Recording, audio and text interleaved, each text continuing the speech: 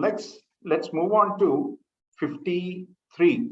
Okay, and we are going to have Arjuna speak today. So let's see what he wants to speak. Who can chant after me? Kriti Talli, will you chant after me? I can see your face. Okay, Nana.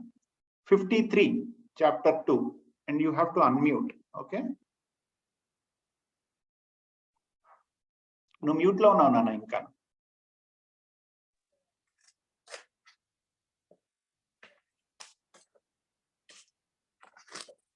Yeah, I'm ready.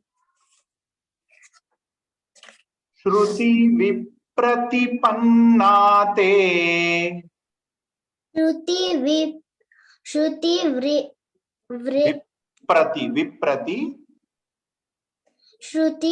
viprati pannate. Shruti vipratipannate. Shruti vipratipannate. Yada sthasyati. Stha ante stationed. Sthasyati. Dasyati kaadu nana. STHA. Stha. Sthasyati. Nischala. Nischala ante kadalakunda undadam. Not moving.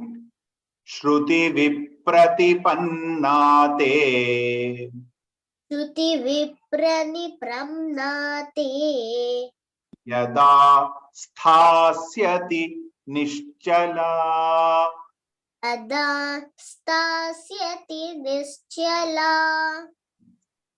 Samadhav achala buddhihi.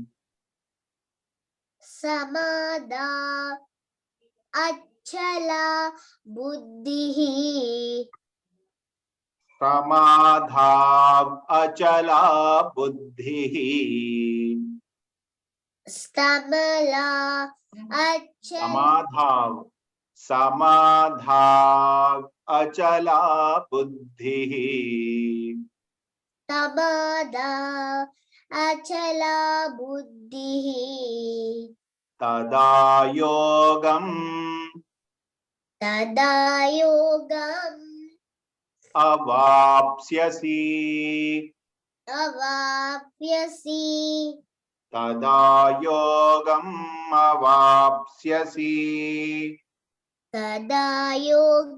avapsyasi. Avapsyasi. Okay, who else want to chant? Anshitali, are you there?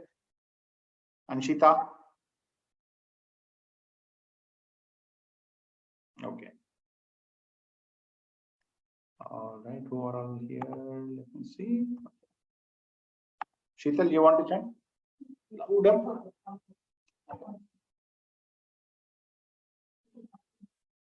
Shruti vipratipannate. Yada sthasyati nischala.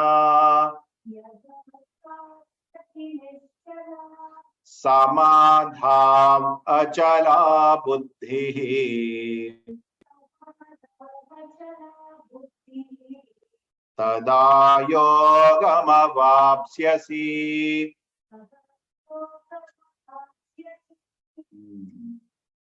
Pranavitali, let's do the full lines. Shruti vipratipannate. Yada sthasyati nischala. Shruti vipratipannate. Yada stasyati nischala. Samadhav achala buddhihi. Tada yogam avapsyasi. Samadhavachala buddhihi. Tada yogam avapsyasi. Yogam. Yogam, we understood that what is yoga, isn't it? Unification. Unification with the true consciousness, the pure consciousness of Lord Shri Krishna. Getting merged into that. Ante enti? Uncle, you use this word getting merged into it. You know, what does that, how can we apply it, uncle? Merged is okay. We understand that getting merged into Krishna consciousness is great. But how? Who can tell me how? Swami Swarupananda ji told very clearly how that can be practiced in our daily life. And I'm going to share the same, not from my own, but from him. He told, and he does it in a very beautiful way. He says, when you get up, what is the first word you speak? My sister used to speak, Mummy chai, long back. I don't know if she's doing now. She's not probably. Right? And the way we grew up, we used to do a lot of different things. Sometimes we woke up crying, right? For something, no reason. But Swarupananda ji says, the moment you open up your eyes, you see a new world, a new day, right? What you should do, you should thank Lord that he has allowed you to use one more day in your life for the benefit of others, right? So you thank Lord Shri Krishna. How would you say? You say, Krishna, thank you. Simple, even in English, simple, it is easy, right? Now you get up, you get your body clean, right? You do all your activities, and then you come out fresh. You take your clothes and you come, your mama will just serve you some nice breakfast. The plate is full with something which is of your interest. Upma, vada, idli, whatever it is, puri. I don't know what you guys had today, but something will be there in the plate. Now, there are two things. One, you can think of Amma who made that whole breakfast for you. Or you can also think beyond. You can see who is that farmer who actually made this possible for the items to come from the field, out from the ground, into the packaging units. Lot of people have done their job to make sure that comes correctly to the store, from store to your house, your Nana has brought. And finally, Amma has cooked and then it is on the plate. How many Krishnas have helped you? Right from the farmer till the employee in the grocery store, to you, father, to mother, everybody, you can call them all Krishna. Say, Krishna, you have come in different forms to have this beautiful breakfast on the plate today. You can say that. Then you look at the idli or puri, whatever it is. You take the first thing into your hand. It's going into the mouth. It is not yet there. And then you look at it and you realize what it is going to do after it gets into your mouth. First thing it will do is it will give you an experience of happiness. It will say, wow, yummy. My tummy was hungry from last 10, 12 hours that I'm sleeping and doing all my nightly activities. Now I'm getting replenished with energy back. Who is that energy? What is that puri in your hand at that point in time? None other than Lord Shri Krishna. That first bite that you are having is none other than Lord Shri Krishna, that satisfies the requirements of your body.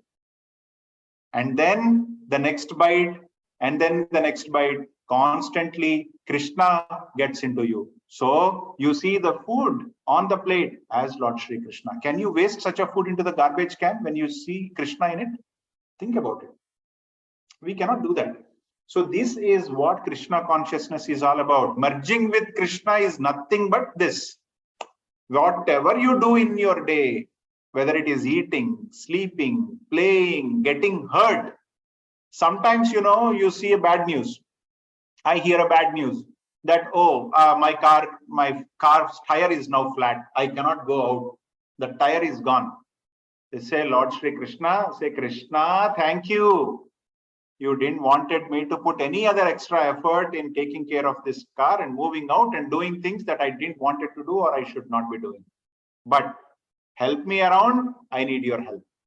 He will become the gas in it again. He will become a repair employee in some service store and he will take care of it.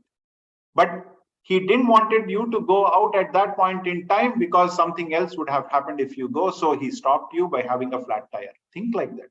Don't say that, Krishna, you do this every time whenever I want to go. You are not so fair to me. No, he is compassionate and fair. That's why this has happened, whatever has happened. If something bad happens to me, if it is kind of I'm struck with a problem and a pain, it also means that Krishna is there pulling all. How many of you play jigsaw puzzle? How many of you know jigsaw puzzle?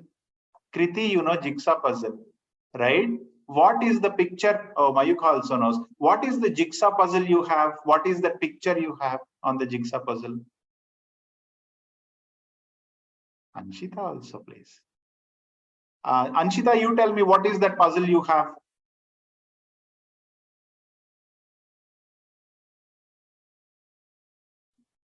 Mayuka, you tell me then, what is the puzzle you have? I have like cute dogs on it. Cute dogs, huh? 2 dogs, okay.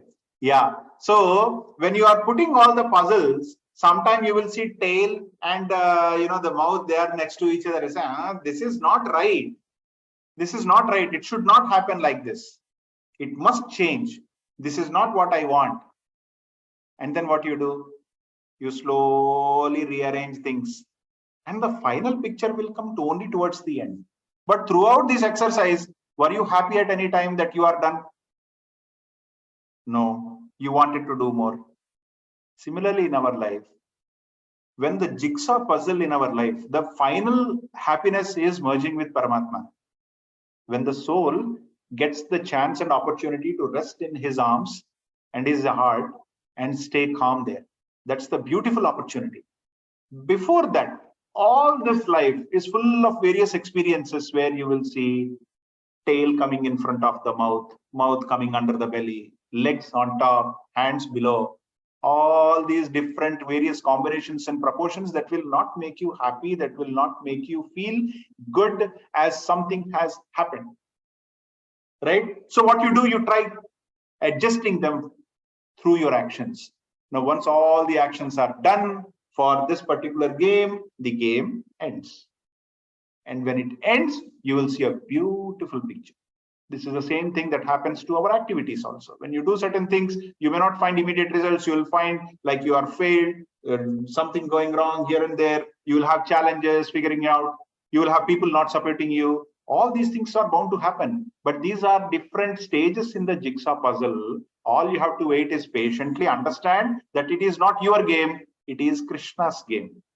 Once all the things will just come in place, settle one around, he will make some other person come around you and then help you out as a teammate and get it done finally. So we have to wait for that final chance. Okay, that is called Krishna consciousness. Now in 53, Bhagavan says, Shruti Vipratipannaha. Shruti means what? Whenever this word comes up, please remember, in olden days, there was no textbook. There was no notebook. The Maharshis used to speak these mantras and chant them, and the scholarly students, his Shishyas, would just capture it by hearing it. That's why we call it as Shruti. Shruti means something that you hear, right? So in this context, Shruti means what?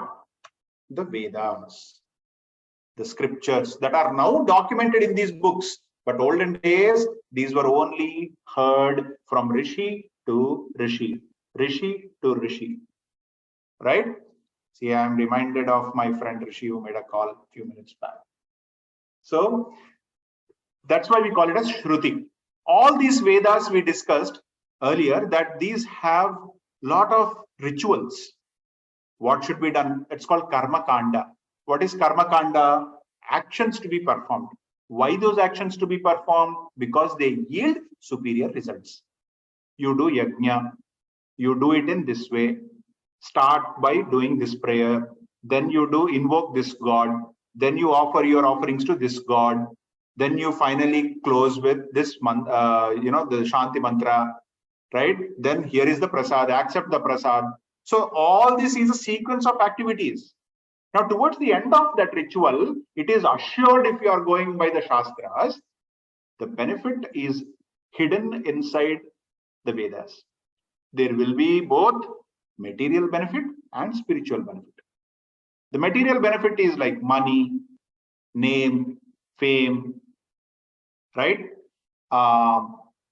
Wealth, food, rains, all these things can be caused, can be committed through the proper execution of Vedas. Now, there are many who would just do that and capture the material goals and material wealth. But what is it for? Why Bhagwan has mentioned that, for example, Kanakadhara Stotra. Adi Guru Shankaracharya, he chanted Kanakadhara Stotram for a poor lady who was suffering from, a very poorly life. To help her out, he chanted that, and then it is said that the tree started showering all the gold.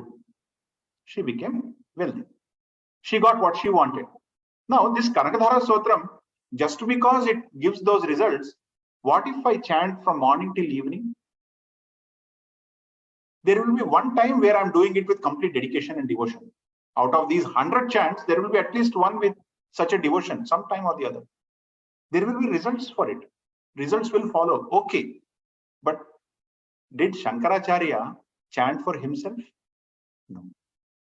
The idea here is, whatever is there in Vedas, it will help us get the material benefits in order to share that out into the society where there is a need. That is why it was for. We cut that second half of the picture. We only take the first half of the picture and then satisfy our own ego and our own self needs. This is called as Shruti, and from the Shruti, what the benefits you get. Now, one who is Buddhi Yukta, the one who is having Nishchala Buddhi. So here Bhagavan has said, Shruti Vipratipannate tada sthasyati Nishchala. Stha means what? We have discussed this. Whenever you get this word stha, S-T-H-A, what does that mean? Very easy to remember. Use the same two words to start the English word. Station. Stha is nothing but station. Stationed ante enti. You are not moving. You are there at one place. That's called station, right? Sthasyati means you are stationed at one place. Nishchala. Chala means movement. Nishchala means no movement at all. You are there at this place and you are not moving at all. What is that place and where you are not moving? The place is the focus on Lord Shri Krishna. That's why we started this session with Krishna consciousness. Thanks to Pranavi also, she emphasized on that. That Krishna conscious, being with Krishna all the time, whatever is happening, it's because of Krishna. Now, this consciousness, this kind of thought process, being there with Krishna all the time, not moving away from that thought, is called Nishchala Buddhi. When the Buddhi is Nishchala, focused into Krishna, that is the moment where the Shruti will be of no good importance to you. The Vedas will be only a simple tool for you. They will not be the source of income. They will not be the source of fame. They will not be the source of knowledge also. Why? Because you are already tied to that knowledge. It is something like this. When I am doing my post-graduation, I don't need my kindergarten books. Exactly in the same way, when you have that final goal, what is the final goal? The final knowledge is the knowledge about Paramatma, the knowledge about God. When you are tied to that consciousness, you don't need any other tool to tie you again, to give you practice again, to get this exercise again, because you're already there. You're already in post-graduation. You don't need kindergarten books anymore. Exactly in the same way. So, first line says, Shruti Vipratipannaha, whatever are the fruitive actions that are mentioned in the Vedas are of no good use for the one who is constantly traveling with Krishna consciousness, not moving away from that. Nishchalaha. Such a person will not require the support of Vedas for the fruitive actions that provide the fruitive results. Fruitive results ante enti? Good results. It's not needed for such a person. Samadhava achala buddhihi. Again the same thing. Samadhi means balanced mind. That shows no disparity, as Pranavi was telling. Such a person will show no difference between what is good, what is bad, what is big, what is small, what is superior, what is inferior, what is black, what is white. No disparity at all. Such a person who is having a balanced intellect, constantly focused in Bhagavan Shri Krishna, such a person will acquire something called as yogam. Yogam is a word that is your asset. This is an asset which will never reduce. Tell me one asset that you have which will never reduce.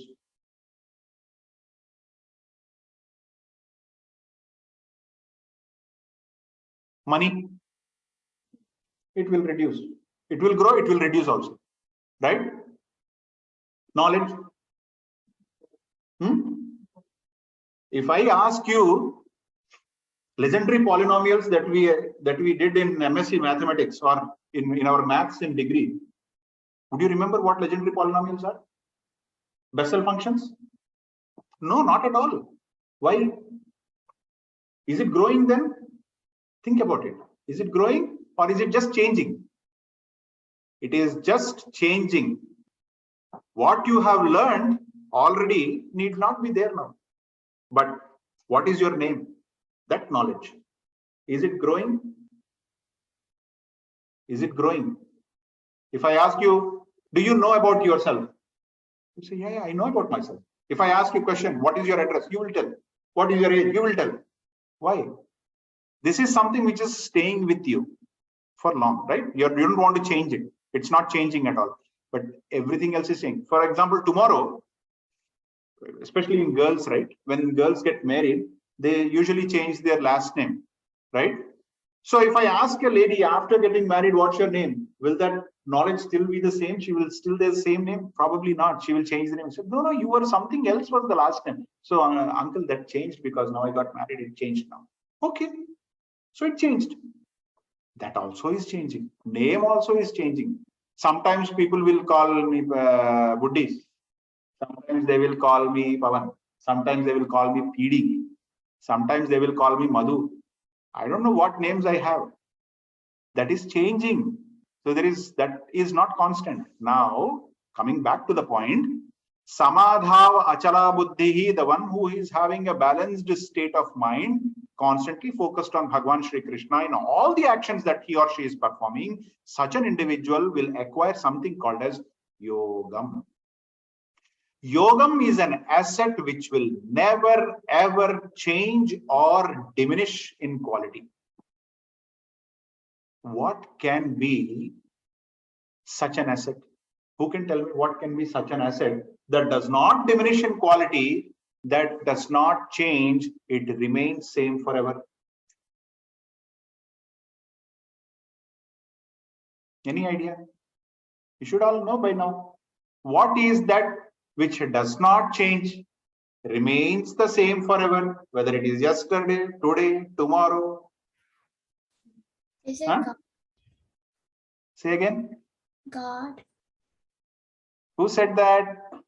Anshika? Anshika, very good answer. Yes. Paramatma in us is not going to change. But do we know that there is Bhagwan in us? Do we know? We understand, but we have not realized it.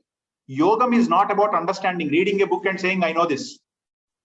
Because Krishna said in this chapter, this verse, this thing, so I know it is there. Bhagwan is there in me. Aham Brahmasmi. Everybody say Aham Brahmasmi. I will also say Aham Brahmasmi. That is not the actual knowledge. The actual knowledge is, so for example, Gurudev puts it very humorously. When you want to see what electricity is all about, you can write all the after effects of electricity is something that is an energy. It is the same energy that will make a light glow. It is the same energy that will make a fan run. It is the same energy that can connect two different components together and make them move. Hello, I'm not asking what electricity can do. I'm asking what is electricity. You cannot explain that. Some people will say flow of electrons. What that means to my head, I don't know. I can't see those electrons. So, okay, you want to know the electricity? Do one thing. If you want to really taste, if you really want to know what the electricity is all about, Gurudev says just remove the wire from the socket. There will be 3 holes. Put your finger in any one of the hole. What you feel then is electricity. Now, this cannot be taught. This can only be realized. Such is Paramatma. We cannot define. We cannot tell. We can only give the signals. You know, all the effects of Paramatma. We can say when Bhagwan is there in us, we will be kind. If I'm thinking kind about others, then there is Paramatma's presence in me. These are all signals, but this is not actually the definition of Paramatma. He cannot be defined. In this world, we cannot use words to define Paramatma, but we can only realize him. That realization of Paramatma, that moment where you put your finger into the socket and get the feel that you cannot explain. After getting electrified, when somebody says, Pawan, how was your experience? What was that? What did happen? He said, dude, don't ask me. I don't remember anything. Something happened. I cannot say what was that something. This is what people will say. Who gets into electricity board, right? So the same way, realization cannot be explained. He said, it is just Krishna. That's it. I cannot explain what it is. This realization is called as yogam. This realization is not possible unless we have a practice to balance our mind and constantly focus our intellect into Paramatma. Can we do that? The answer is it is difficult. Why? Following chapters will tell us why it is so difficult, right? But the only thing that can make that possible is, again, from what we eat, from where we sleep, to where we live, to what we read, to finally something called as bhakti, devotion.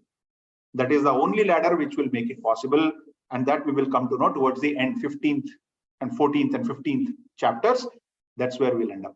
But for now, let us understand this, that to be able to get the yogam, which is nothing but God realization, realizing what Paramatma is all about, there is no other way. The only way possible is practice every action, whatever we do, practice saying, Krishna, it is because of you. I'm getting sleep, Krishna, thank you. You want me to take some rest now, right? So let's start with 54. We will go into 54. All right. Mayuka, will you chant after me? So our Arjuna is going to speak now. Arjuna uvacha. Arjuna Vacha. Sthita prajnasya ka bhasha. Stita Pragnascha ka bhasha. Sthita prajnasya. Sthita prajna is the word. Sthita prajna is the word. So he is asking, Sthita prajnasya ka bhasha. Stita Pragnasya ka bhasha. Samadhis Samadhi tasya keshava. Tasya Kesava. So now we will combine those. Samadhis tasya keshava. Samadhistasya Kesava. Sthitadhi. Sthitadi. Dhi, whenever the dhi comes, it is intellect. Sthitadhi. Sthitadi. Kim prabhasheta. Kim Prabhaseta. Prabhasheta, speaking. Sthitadhi. Kim prabhasheta. Sthitadi. Kim prabhasheta. Kim asita Kim asita. vrajeta kim. Vrajeta kim. Kim asita vrajeta kim. Kim asita vrajeta kim. See how many questions this guy asks. Not one question. It's very, very curious. So we'll do once again. Akshitanshika.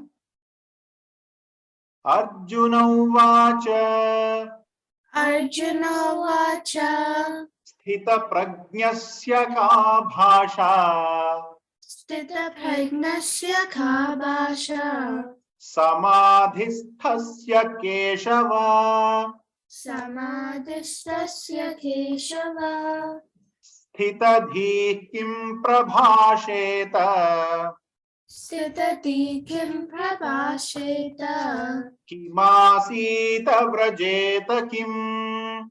Kimasita Vrajeta Kim. Thank you, Talli. Did Krishna even talk anything about Sthita Prajna? Did he say anything about Sthita Prajna? Did you hear Krishna saying anything about Sthita Prajna? Did you hear that word in the past? He was only talking about Buddhi Yoga. He said Yogam. Huh? Where this Sthita Prajna word came from? How did it come? Only an intelligent student asks such questions. Very, very intelligent question. So Arjuna is not an ordinary person. He is like one amongst us. Very, very intelligent. What he is asking? He is asking Sthita Prajna. Prajna means what? Intellectual knowledge. The knowledge that intellect regularly refers to. The pure knowledge that it must reflect on. Which is what Krishna was talking about Paramatma. That knowledge, that essence of Paramatma that the buddhi or the intellect should constantly refer to, sthita prajnasya, steady focus onto that knowledge. One who is having steady focus onto the true knowledge about Paramatma is called as sthita prajna. New word that has this big meaning. Only an intelligent student like Arjuna, who is constantly watching for the words of Bhagavan Shri Krishna, what's coming out of his lips, carefully listening, not getting deviated, not getting diverted, not playing around here and there, focusing on what Krishna is talking about, is the quality of a great student. Such a student can only use and coin such terminology. Now we are using it everywhere. Sthita Prajna is being used randomly for everything. But that's the first word which was coined by Arjuna. So he says, one who is constantly focusing on the knowledge about Paramatma, doing all the actions, such a person will be Sthita Prajna. Such a Sthita Prajna, Krishna, I want to know, Ka Bhasha, what does he speak? Won't he say, won't he use bad words? Won't he be angry in life? Won't he be running for a competition in a job? Won't he or she be using some of the things and tools that others are also using for building money, for getting richer and richer? Will he not be like that? What is the language he speaks? Will he be speaking only Sanskrit? Will he not speak English? Will he not be a person like us? Krishna, you are saying all these things because you want me to have all that. You want me to have the yogam. You want me to have the balanced mind. Okay. How these people will survive in this world, Krishna? This is the first question we will get. How will they survive? If a person is taking good and bad equally, if an enemy is coming, right, trying to hurt him, what he should do? Great question, right? What he should do? What is the words he should use then in this world? Because he is still part of the world. He is still part of the society. What he should do? Sthita prajnasya ka bhasha. What is the language he speaks? Good question. Then he says, samadhisthasya keshava. one who is constantly in your spirit. Keshava, he is calling Krishna as Keshava. Why? When do we call Krishna as Keshava? What is Keshava means? We discussed this in chapter 1.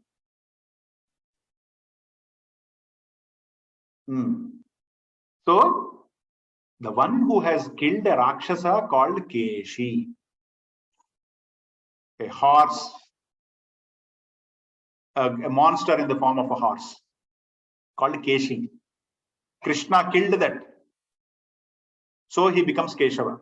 What does that mean for us? It means that all the impurities in us, all the bad things in us, all the wrong words that we use, all the wrong actions we do, which are not needed, are Keshi. Who is the punisher of that Keshi? Who can remove that Keshi from us? Only Krishna can do that. So Krishna, if there are any Keshis in me, you remove it.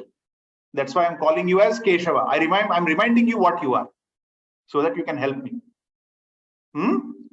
So such a person like me, who is in this world operating, who wants to get to you, who wants to finally reach you, who wants to realize you, how can that person behave in this world?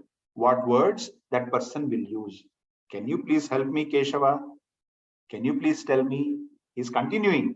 He's saying, Sthitadihi, the one who is having a balanced mindset, balanced intellect, who does not show any parity between good and bad, such a person, Kim Prabhasheta, what does he speak? Kim Asit, where does he sit? Where does he sit ante entamma? Does he sit on a carpet? Does he sit on a chair? Does he sit on a couch? Adi kaadu dani ardham. Where does he sit ante? Where does he sit in this society? Does he mingle with people? Does he always stay alone in a separate room? Does he take coffee and tea? Where does he sit? Where does he belong to? That is what it means. Where does he sit ante literal ga ade meaning lo teeskokodu manam. Where does he sit ante where does he find himself comfortable in? Okay. Vrajeta kim, where does he walk? How does he walk? Where does he walk? Where does he walk ante enti? What is his walk of life? What are the expressions he is creating for others? What are the stories he is creating for others through his life? Manam chala autobiographies chadutam of great people. They did this, did that, did this, did that. And after that, we get inspired. And we also follow in, sometimes we follow their footsteps. That means we know their walk of life and we are following the same, or we are trying to follow the same. Right? So what is their walk of life? How do they deal with the life? Beautiful question. Because you are still part of this life. Arjuna knows I am in the middle of the war field. You are asking me to focus on you and all, that's great. I am in the middle of the war field. I have to do fighting now. So help me understand how such person will behave in this world so that I can behave the same. See, the intent is that Arjuna wants to behave the same way as this person that Bhagavan is trying to say behaves. But you are in a war field, so you know how to perform your actions. He's saying, okay, now you have told me what is needed. Now you have to tell me where I am and what I can do now at this point in time. I'm a student. I'm an employee. I'm a corporate employee. What should I do? I'm a mother. I'm a household. I take care of all the household affairs. What should I do? I have so many activities in my life. What should I do? I have no activities in my life. What should I do? So this question is not for Arjuna. He's asking on behalf of all of us. In our regular life, what we can do to get to yogam is what the question is. Okay? We will do the Bhagavan's response, which is Bhagavan Vacha, what Krishna says immediately to the student in the next session. But understand, an intelligent questions student is not an ordinary question.